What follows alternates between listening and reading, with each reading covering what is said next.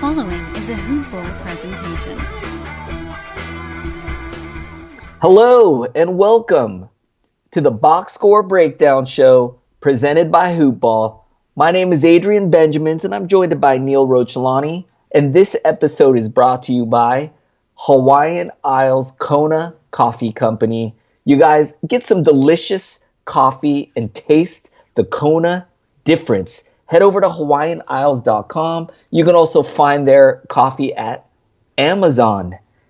Neil, how are you doing, my brother? I am back. I missed the show yesterday, but I'm back, man. Sorry to leave you hanging there. Man, it was painful. Very painful. Very. Fortunately, just 3 games, though. So I was able to get through it pretty quickly. And it's just, it's like talking to yourself is not something we grew up being told we should do. You know what I mean? Like, if you're talking to yourself, they're like, what's wrong with you? And then when you do a podcast by yourself, you're just talking to yourself. It's very weird. So glad to have you back on. I'm glad your computer issues are solved. I'm glad I can bounce ideas off you. We've got trade deadline coming up this Thursday. Anthony Davis still in flux. Any other news you've been seeing on that or anything else in the league?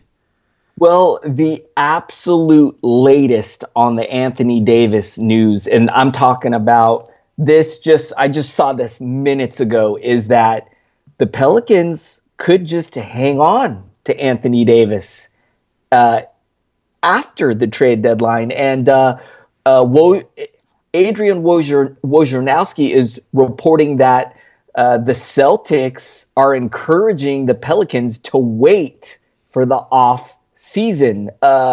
Neil, what do you think about it, man? If you were the Pelicans, are you waiting for the summer or are you going to move him at the trade deadline? I think I'm waiting to the summer. I saw that massive deal that Los Angeles supposedly offered him. Basically, 4 starters or 4 players and then a couple first-round picks. There's no one in there who's a game changer. While Celtics can give Jason Tatum, who might be a game changer. So I would wait. You go ahead. How dare you, sir?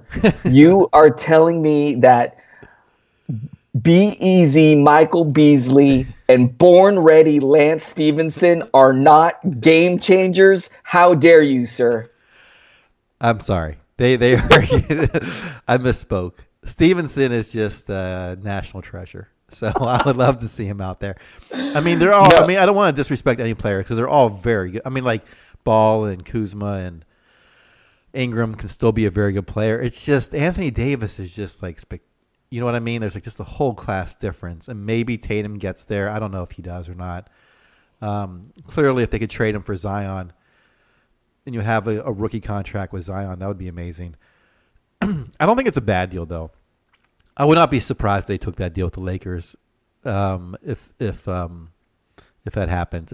Those guys are all really good, just not great compared to Davis. I think it's an okay deal. And you know what's really interesting is that I feel like LeBron being out, how much time has he missed? Like about a month now. I feel like that's actually kind of hurt the Lakers because, Neil, they look really bad. Like, I feel like the luster and the shine has kind of come off of Brandon Ingram, Kyle Kuzma, Lonzo Ball. Like, that potential that we once saw, like, it doesn't feel the same because we've seen them by themselves for a while, and it's not pretty, man. It's not pretty at all. So I feel like they kind of lost a little value there by LeBron missing time and it kind of showing the true colors of these Laker youngsters. What do you think about that? Yeah, absolutely. I mean, the great ones like LeBron and back in the day, Michael, they made all the role players look really good. You know, they make the supporting cast look much better than they actually are. So, and it's a good point. They have really struggled without LeBron. Looks like there might be a team mutiny there. We'll see what's going on with Walton and everything else. But yeah, it probably hurt their trade value by not playing as well. Yeah, I think so, man. And as you said, Neil, will be really interesting to see who gets the number one pick. Currently, right now, the New York Knicks have the worst record in the NBA. We know that the Knicks are really interested in Anthony Davis. Could you imagine if they put together a package of like Knox with the pick that could be Zion with maybe some other young assets or more draft picks? That could look pretty interesting as well. So if the Pelicans just hold tight for till summertime, it feels like a lot more options will be opened to them. So let's see what happens, man. Neil, this trade deadline, man, is gonna be it's going to be a lot of fun. Sounds like super intriguing. So many different things going to happen. We're hearing so many guys that could possibly get moved. I'm excited for the trade deadline. Yeah, it's going to be exciting. There's going to be a lot of other teams guys moving as well, which we can get into later. But the Pelicans obviously is the most fascinating. All right. And I hear that the Lakers and Celtics play on trade deadline day, which will be They should put winner of that game gets to trade with the Pelicans. They should put that on the line. Like, this game is for the rights to trade for Anthony Davis. If the Celtics win, they get to make the trade during summer. If the Lakers win, they get to make the trade at the trade deadline. That would be fun. But unfortunately, it's not going to happen like that. All right. Yeah, I'm looking at other news right now. It looks like, let's see, on low-end fantasy assets, lower end, Cody Zeller is coming back tomorrow. There are rumors that Marc Gasol could be going to Charlotte. We'll see if that happens as well. Gallinari closer to returning. Not much else I'm seeing on the injury front. Hey, I got one for you. Yep. Karis LeVert. Oh, really? Word is he is about to start 5-on-5, and he could possibly return before the All-Star break, which, Neil, I believe the All-Star break's like a week away. So we could see Karis LeVert soon. How crazy is that? Neil, I remember seeing his injury. It was one of the most gruesome things I've seen. I would never have bet that we would see him again so soon. This is unbelievable, man. Yeah, I'm trying to see when the it looks like, yeah, you're right, just a week away from the All-Star game is a week from the Sunday. So the break starts on Friday the 15th, so about 10 days away. That would be shocking. Why not just hold him out until after the break? Anyway, I'm just happy for him that he is fully recovered, it looks like, and he'll be back this season. That's amazing. All right, Neil, let's jump into these games. Any other news and notes or anything you think we need to mention before we get to the nitty-gritty here? No, but I think I'm going to make you go first. I was going to go first anyways because you had to do a show by yourself. It is only the polite and gentleman thing to do for me to lead this one. So I'm going to lead this one, you guys. Let's start with the Denver Nuggets and the Detroit Pistons. Surprise, surprise, man. Pistons beating up on the Nuggets. This one was a shocker for me. Nuggets have been one of the best teams in the NBA. I would never have thought that the Pistons would get the victory here. 129-103. I'm going to check in on the Nuggets side. And, a lot of nice lines. But I'm going to start with Morris, who, if you picked up Morris, you got to be super happy. 18 points, 3 assists, 2 rebounds, 2 threes on efficient 8 of 13 shooting. I feel like this guy's just been on ever since Murray has been hurt. And even when they were missing out on Gary Harris, who also didn't play tonight, actually. So if you have Morris, keep him locked and loaded. And Plumlee had a good game here. This one's a little surprising. 15 points, 2 steals, 6 assists, 11 rebounds, efficient 6 of 11 from the field, 3 of 8 from the line. So he hurt you from the line. He had 6 turnovers as well. That hurts a little bit.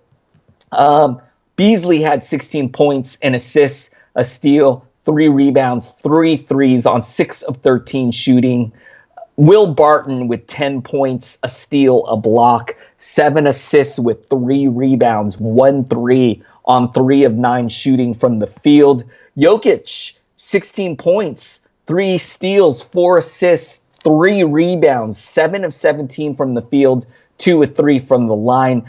Trey Lyles came alive off of the bench, 20 points with a steal and a block, 3 assists, 4 rebounds, 2 threes, efficient shooting with front. He was 8 of 13 from the field, 2 of 3 from the line. Neil, so many fantasy guys here. I never know what to think of the Nuggets, man, because there's so many guys. It's real difficult for me to believe like who to really count on here. You know, Lyles looked really good, but I don't know. Like I can't count on him. Neil, what do you think of the Nuggets? This is why I love the Nuggets. They're such a fantasy-friendly team, even when their starters are not in. Just mentioned Millsap was out tonight, which is why Plumlee got in there to start, and so don't expect that in the future. You know, I've been talking up Monte Morris, but I have not picked him up. I've been holding Terry Rozier, thinking he might get moved, and I was really hoping to get that point guard bump if he got traded, and I'm kicking myself now for not starting Monte Morris. He has been phenomenal when he gets out there. And like you said, he's kind of a handcuff for both Harris and Murray. So he could get a lot of playing time if neither of those guys, if one of them still stays out for a while. We'll see. Been questionable for a while now. Otherwise, yeah, it's just a night-to-night basis. Lyles could go off. Beasley could go off. Even Torrey Craig's had some good games. Juancho once in a while. So just trusting that core, Monte Morris, whenever a backcourt guy is out as well. So I'm going to hop over to the Pistons side. And like you said, this was an impressive win for Detroit, 129-103. Their big men showed up tonight, 27 and 12 for Drummond, 12 of 14 from the field, including 3 blocks. Griffin, 17.7 rebounds, 4 assists. Reggie Bullock, I still want him to do better, just 11 points tonight, not getting there on the wing. Bruce Brown, just playing 13 minutes tonight. Let's check, and should have already refreshed my screen before. Maybe he got injured. I'm not seeing anything there. I am seeing he had 1 personal foul, but that doesn't mean anything. Off the bench, Stanley Johnson. This is the Stanley Johnson some of us have been looking for what, 3 years now? 21.7 rebounds, 2 assists. Nice to see him have a good game for him. Maybe his career is not over in the NBA, as I thought it might be after his rookie contract. We'll see if he can have a resurgence somewhere else or maybe in Detroit. Galloway has a solid night in 25 minutes. Kennard looks okay. I wish Kennard would get the start. But, there are rumors that so no changes here from Detroit. I'm going to wait on the trade deadline. There are rumors that they're making a big push for Mike Conley. We'll see if he ends up there. And if so, that'll, I think, obviously take a little dent maybe in the scoring of Griffin. But other than that, will not really affect the wings since they are not viable right now. Any thoughts from you on the Pistons? Nothing really from me. I want to reiterate what you said. I think Pistons are going to be buyers at the trade deadline. I think Mike Conley would be a pretty good fit in this backcourt. So really hope that they make a move. Or Neil, I just really hope they do something at the trade deadline, man. I'd love to see this team like mix it up a little bit, Let's get crazy. So I don't know, man. Let's see what happens. All right, I'm going to jump over to the next one. The Atlanta Hawks and the Washington Wizards. What a great game this was, man. The Hawks getting the victory, 137-129. I really like this guy, man. Kevin Huerter, 19 points, a steal, 4 assists with 5 rebounds. He was 5 of 7 from 3-point range tonight. You love that 3-point shooting. 6 of 10 from the field, 2 of 2 from the line. Trae Young with a nice double-double, 10 points, 10 assists, 4 rebounds, 1 3, 2 of 13 shooting hurts. But I think He was also 5 of 6 from the line. And look, I think the Hawks are going to make some major moves at the trade deadline. I think Bazemore is going to be gone. There's rumors that they could even part with guys like Prince or Dedmon. They're going to go full blown tank mode in the final stretch of the season. And I think Trae Young could put up some big popcorn numbers. The field goal percentage will never be pretty. Turnovers could also be an issue, but man, he could have some big scoring games. He passes really well, the 3-point shooting. So if you have Trae Young, I would stick with him for sure. Taurean Prince, 21 points, a steal, 2 assists, 2 rebounds. Prince also shot 5 of 7 from downtown, 7 of 10 from the field. Great game from Prince. Dedmon with 12 points, 4 rebounds. He fouled out of this one.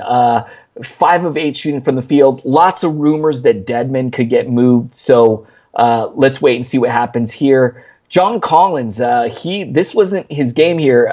Neil, do you see an injury? Yes, injury. It looks like a facial laceration for John Collins. He only saw 17 minutes.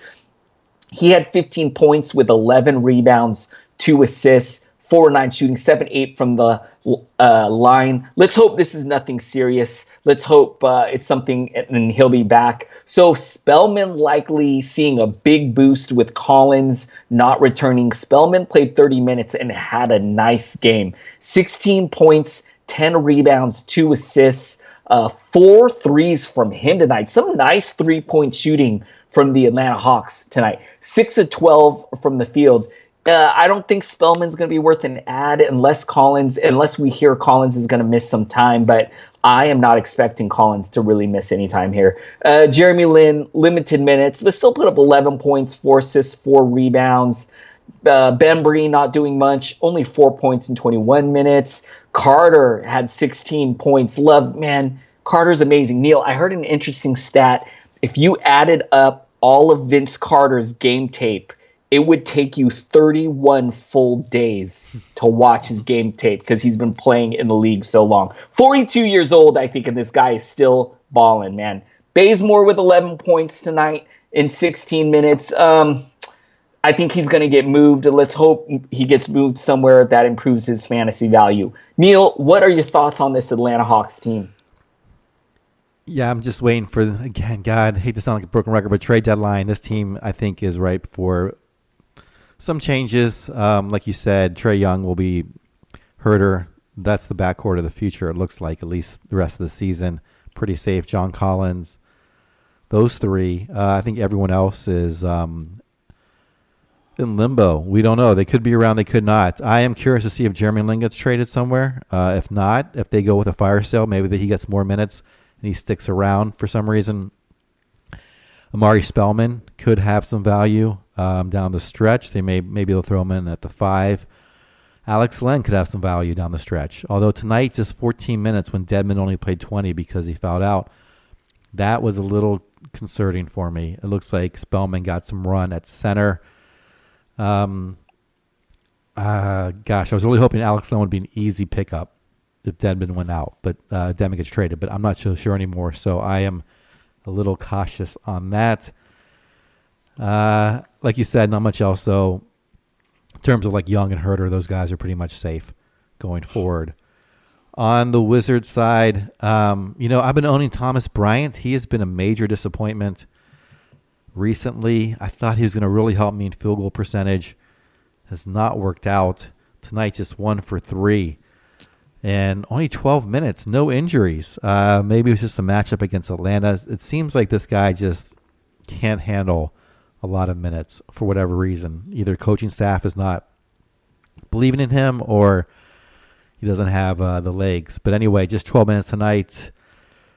Let's go to some players who did perform, though. Bradley Beal, 36 minutes. Had a Bradley Beal night. 27 points, 6 rebounds, 6 assists, 4 3-pointers. Trevor Ariza plays 43 minutes. 25 points to go along with a lot of other great stats like 4 rebounds, 5 assists, 3 3-pointers, a steal, a block. Otto Porter back in the starting lineup playing 38 minutes. Decent night, 13 points, 8 rebounds, 2 assists, a steal, 2 blocks. Did not knock down a 3 tonight. Satoransky, he has been between Satoransky and Bryant, it's basically been the Satoransky show. I guessed wrong on this one. 11 points, 7 rebounds, 9 assists there. Off the bench, what's his name? Jeff Green, sorry. He has been phenomenal. 36 minutes. More impressively, though, he is shooting 47% from the field. That is very un-Jeff Green-like historically. But what is 90% from the free throw line. His percentages are phenomenal. If he could do that with 26 points, 5 rebounds, 5 assists, and a block, he would be must-own. This is against Atlanta. We'll see what happens with the trade deadline. So certainly take it with a grain of salt, but has potential if they go into full tank mode as well. And then Jordan McRae got a little bit of run today, 26 minutes.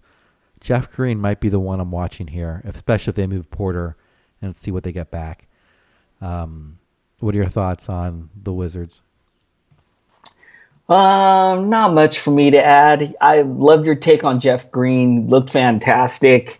And yeah, you're right. If they make any moves at all, you can see him really an opportunity opening up for him. So, and has played really well on this team, man. This is his hometown. This is Jeff Green's hometown, and it shows. Like, he plays better ever since I feel like he's gone to this Wizards team. He's looked better from where he's been in the past.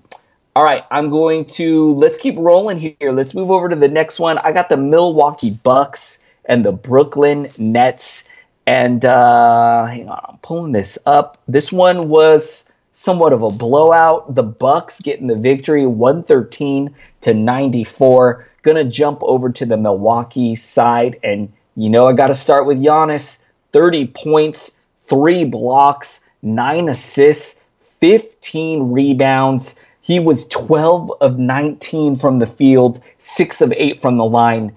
Outstanding game from Giannis. Bledsoe doing his thing, 15 points, 5 assists, and 3 rebounds. But what I really love, how is the 6 defensive stats, 5 steals with 1 block. He gave you a 3 tonight, shot 6 of 16, 2 of 2 from the line. It's a pretty good game from him, though. Brogdon, 16 points, a steal, and assists with 8 boards, 2 threes on 7 of 16 shooting. Chris Middleton doing his thing, 12 points, 4 assists with 8 rebounds, 1 block. 4 of 12 shooting's not that great. He was 4 of 4 from the line. Brook Lopez, disappointing in this one, only 8 points with 5 rebounds, 2 assists. He did give you 2 threes. He was 3 of 7 from the field. Not much to talk about off the bench. No one really exploding off the pine. No one we trust off this bench. It's all about the starters for Milwaukee. Neil, pretty interesting. We heard today that Anthony Davis has a short list of teams that he would be willing to sign an extension with. I believe one of those 4 was the Milwaukee Bucks. And it's pretty interesting, man, because they got some pieces here where if the Pelicans wanted to stay relevant, like if they didn't want to go full rebuild, they got some nice players in Bledsoe and Brogdon and Middleton that could be some good pieces. But I don't think that Anthony Davis is likely to head to Milwaukee. But it's just some interesting food for thought. Neil, what do you think of the Bucks, man? I mean, I would love to see that happen, just to see like a small market team went out on a big free agent. You don't think of Milwaukee as a basketball destination, but man, Giannis and Davis together. Could you imagine? How amazing! Yeah. And if they could somehow keep some of their core, I don't know who they would trade, but I feel like they're going to have to give up the farm, and then they would just not have enough depth this year to push. But I would love to see them go against the Warriors if they could somehow pull off a trade and have those 2 guys as their anchor and enough role players around them. But like you said, I think it's more of a long shot than anything else. He gets traded there. I would love to see it. As far as the stat line tonight, yeah, these guys produce. All the starters produce. DJ Wilson, I guess watch him. Maybe if they do make a big move at the trade deadline and they give away some of their core pieces, DJ Wilson could step up into a starting role or a more significant role, and I think he has a stat set to go along with it. So watching him. No one else seems to do much off the bench. On the Brooklyn side, oh gosh, this team is just, I mean, Jared Allen has been a decent game here. 4 blocks, 4 of 7 from the field. Shabazz Napier, did I not pick him up yet? What am I doing, Adrian? He's still delivering. He's starting 15 points, 4 rebounds, 4 assists. Oh, I think it's the field goal percentage that holds me off a little bit. 4-15 tonight. Did go 7 of 7 from the line. D'Angelo Russell having a kind of a pedestrian night, just 7-20 from the field. I don't even know who this Theo Pinson is. Can you clue me in on him? Is he a deep league threat? I'm not sure. Played 26 minutes off the bench. Hollis Jefferson comes off the bench. I don't know what to make of this Brooklyn team right now. Napier in a points league for sure. You should grab if he's still out there. Let's see when LeVert comes back, and let's see when Dinwiddie comes back. So, any thoughts on the Nets? You know, our own DFS master, Micah Patria, I saw a tweet that he posted earlier in the evening where he said he actually liked Shabazz Napier coming off the bench. Napier getting the start here for Joe Harris, who is out on this one. And, you know, I think Mike had an interesting point, is that Napier maybe he's a little bit better playing not with D'Angelo Russell, playing against teams' weaker second unit. So the only reason why I'm pointing this out is because rough shooting tonight for Napier, 4 of 15. But Neil, as you said, man, this guy needs to be picked up. I was lucky enough to get him in a couple leagues, and I do not regret it at all. It has been pretty nice. He's really stepping in directly into that Dinwiddie role and is putting up some nice low-end point guard value, which I desperately needed in a couple leagues. All right, Neil, any last closing thoughts before? No, thanks for mentioning Joe Harris was out tonight. That does, maybe he'll go back to that 6-man role once Harris is back, and he was just questionable tonight, so could be back as soon as next game. And, you know, the other thing that I'm worried about, we just talked about at the beginning of the show, Karis LeVert could be back as soon as next week. Karis LeVert was the alpha on this team before he got hurt. He was the main man on this team. So you have to think it could hurt. It could put a little minor ding in D'Angelo Russell. Maybe it hurts guys like Joe Harris or Shabazz Napier. So let's see what happens, man. I wouldn't drop anybody if you have these guys, but it will be interesting to get him back into this lineup. And, of course, LeVert's going to need to get worked in slowly. It's not like he's just going to come back and play starter minutes. So let's see what happens. All right. Let's jump over to the next one, the Indiana Pacers and the New Orleans Pelicans. This one was super close. The Pacers edging out the victory 109-107. Going to take a look at the Pacers side. Going to start with Thad Young, 14 points, 4 assists. Little disappointed that he didn't get any steals or any defensive stats, but still a pretty good game from him. 5 rebounds, shot an efficient 6 of 10 from the field, 2 of 2 from the line. Neil, Darren Collison has been the man since Victor Oladipo went down. He has played pretty well, and if you stuck with him, you have a much stronger will than I do, because I was over him at the start of the season. So 22 points, 6 assists with 4 rebounds, 3 threes. He shot 9 of 14 from the field, 1 of 2 from the line. Bogdanovich, he always scores and hits some threes. He was 3 of 5 from downtown for 14 points, a steal with 4 assists, 1 rebounds, 4 of 12 from the field. A lot of talk from the Pacers that they want to bring Bogdanovich back. Why not, man? He's a great, one of those great role player 3-point shooting guys you love to have on a contending team. So great for Bogdanovich. Miles Turner, great game here. 15 points. Love the defensive stats again. 3 blocks with 2 steals and assists, 9 rebounds. Doing a little bit of everything here. Didn't shoot too well. It was only 5 of 17 from the field. A goose egg from downtown, but 5 of 7 from the line. Still a nice game from him. Joseph, not doing much in 31 minutes in the start, only 5 points. I sat Sabonis in my Roto leagues, and he has not been great lately, but tonight put up a double-double, 16 points with 13 rebounds, shot a really nice 7 of 9 from the field, 2 from the line. My fingers are crossed that Sabonis is back because my teams could really use him. Tyreek, I don't trust Tyreek. Only 19 minutes. Shot a very inefficient 4 of 12 for 9 points. No one else to talk about. I always talk about how much I love Holiday, but it's not going to be his year. Neil, what do you think of the Pacers? Never doubt Sabonis. This guy is locked and loaded. Yeah. You know it. He was in a slump. He was in a shooting slump. He's back. I wish I could have. I wish I was in league with you. I could have traded you for him. I would have given up a lot for him. I love this guy. 7 of 9 from the field, 16 and 13. Just a great line. Shoots 2 of 2 from the free throw line.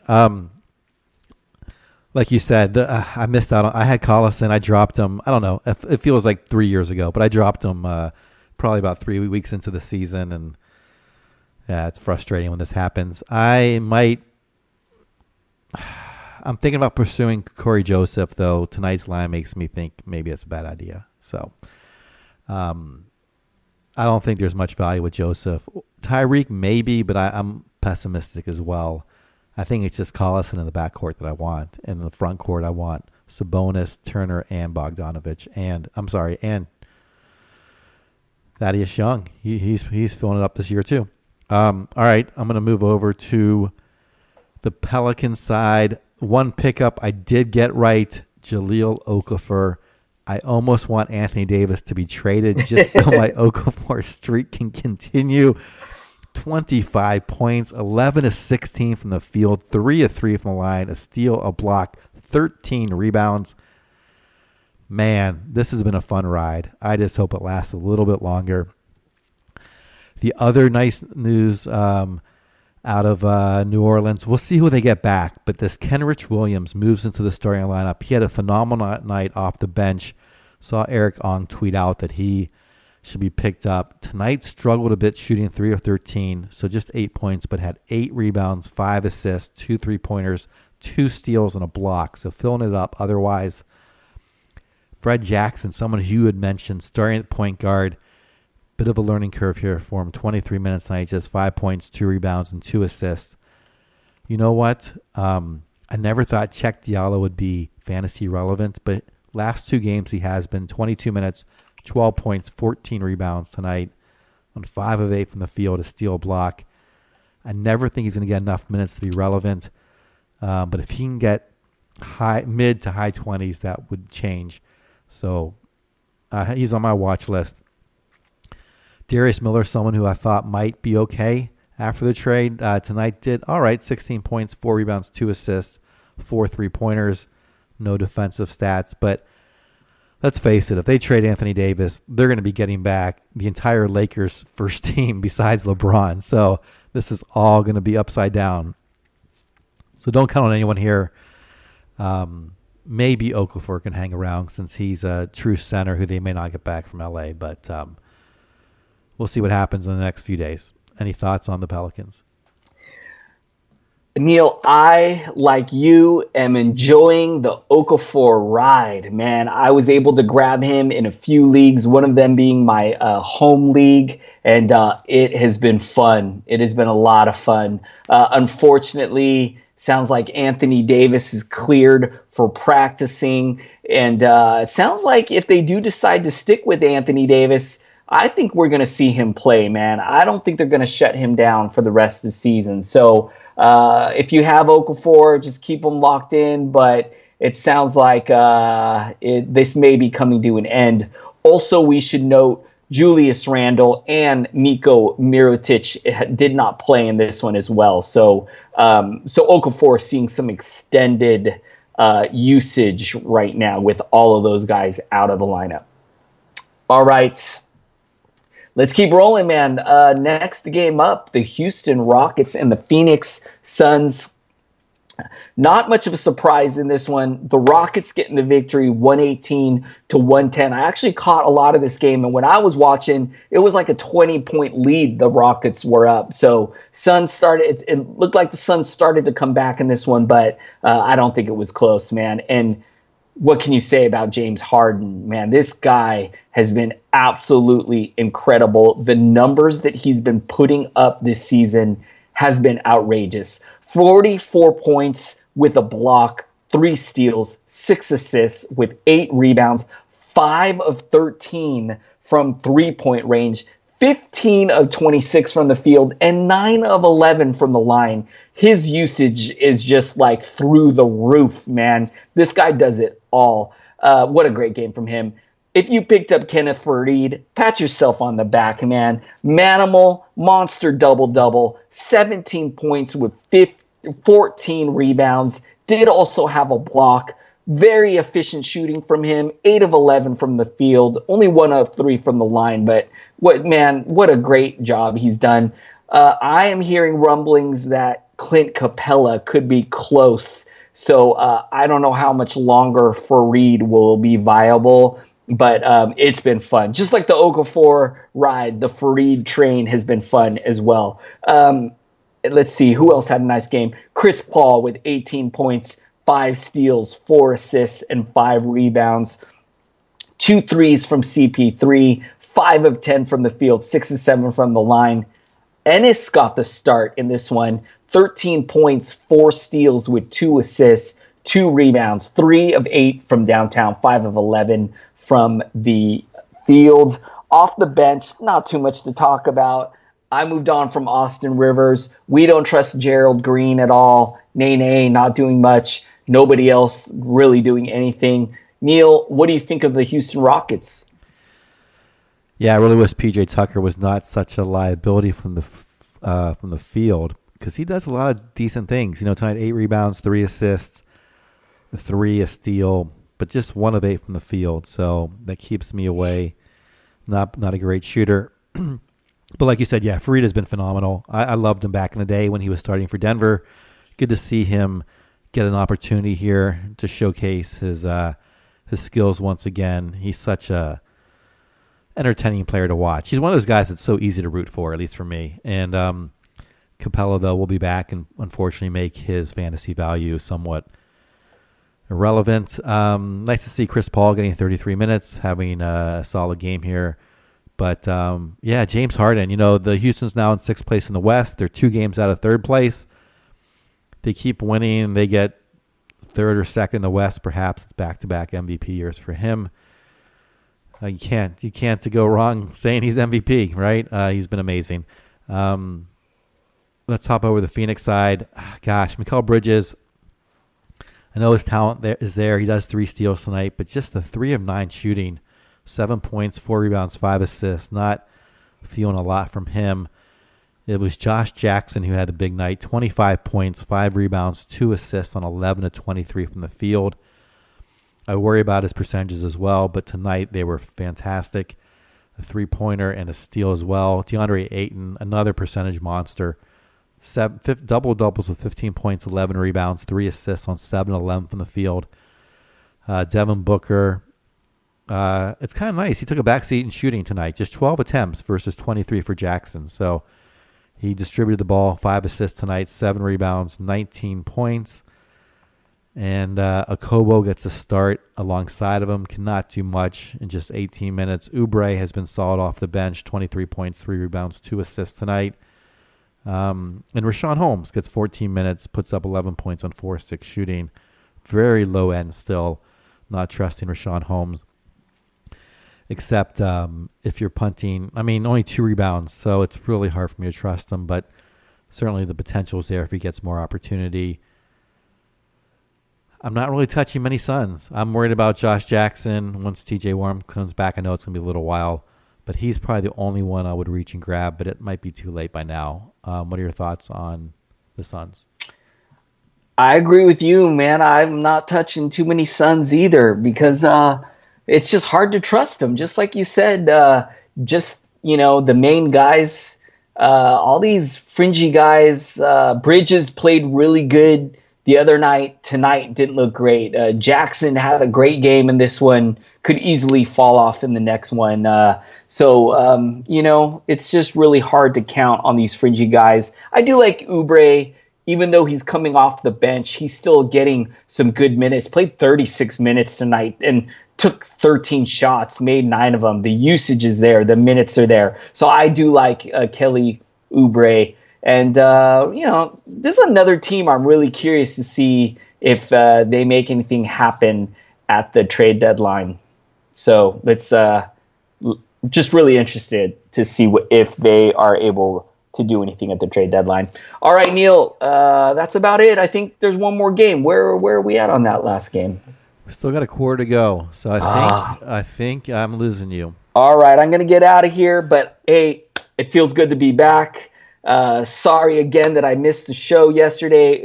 Fingers are crossed that I have no more technical difficulties and no more issues. You guys, thank you so much for listening and supporting the show. I'm going to get out of here. Hit me up on Twitter. I'm at Adrian Benjamins. He's at Ball with Neil. Hit us up. I'll see you guys tomorrow, and Neil will be back for one more. All right, on to the last game of the night. Nice win here for the Sacramento Kings, getting it done against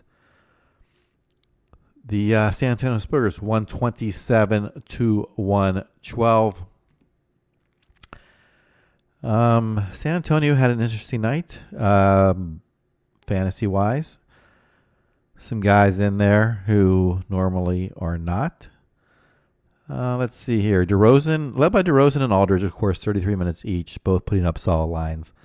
Rudy Gay struggled tonight, just 5 of 14 shooting. Bertrand's got in there. He is a sharpshooter tonight, just 4 of 11, though. Took 6 3-pointers, made 3 of them. 11 points, 8 rebounds, 2 assists. He was a -10, the plus-minus, so this may not hold once they go back to full strength. So with Derek White out tonight, Bryn Forbes in the backcourt got a little more usage, 32 minutes, 12 points, 7 rebounds, 5 of 12 shooting. He's okay. On the year, for shooting guard, he's not bad. 45% on the year shooting, not 89% from the free throw line. So percentages are good. Will not really get that many points. So just 12 points a game, couple assists, 3 rebounds, and then not much defensively. 0.6 steals, 0.1 blocks. He's a very safe low end shooting guard. If you're like in a 14-team league and he's out there, but I don't think he's going to crack the 12-team league this year. We'll see how long White stays out. I don't believe it's a serious injury. On the so really no changes there. I don't think Bertrand is worth a pickup. He's not a great defensive player. He didn't seem to hold his own out there tonight. He's more of a come in and catch and release guy. On the Sacramento side today, or this evening, nice game from, let's start with Marvin Bagley off the bench, just because he has the potential to be a very good player and a very good fantasy player. And tonight he showed why. He was drafted 2nd overall, 24 points, 12 rebounds, 4 assists. 10 of 17 from the field, a 3-pointer, a steal, 3 blocks.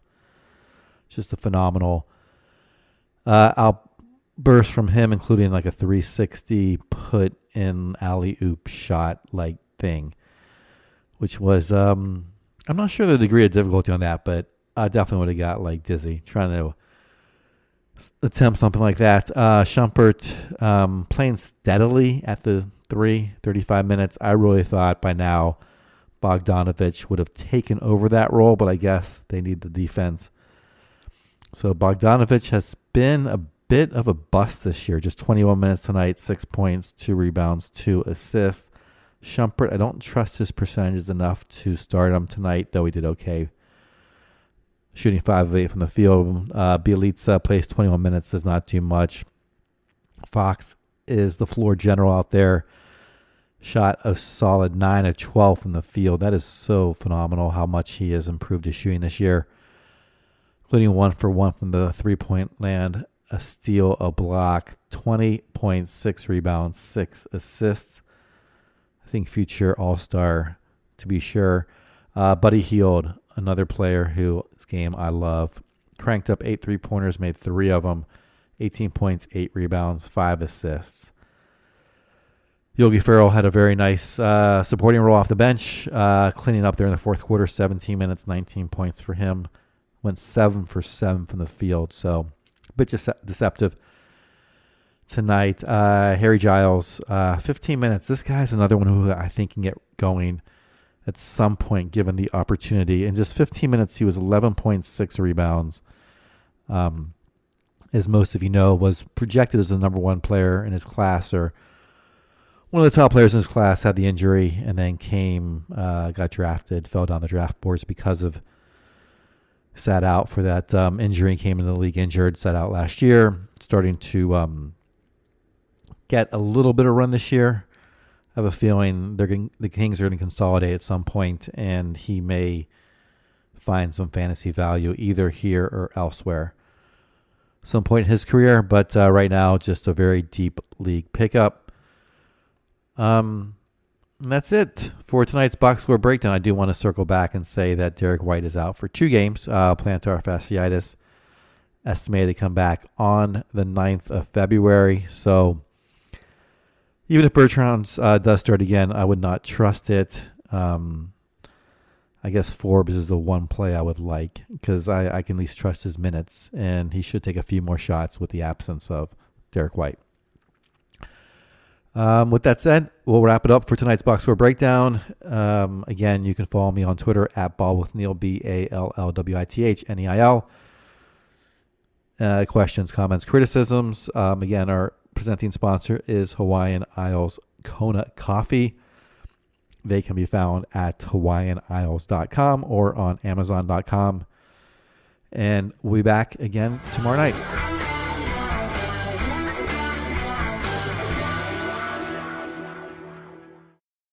This has been a Hoop Ball presentation.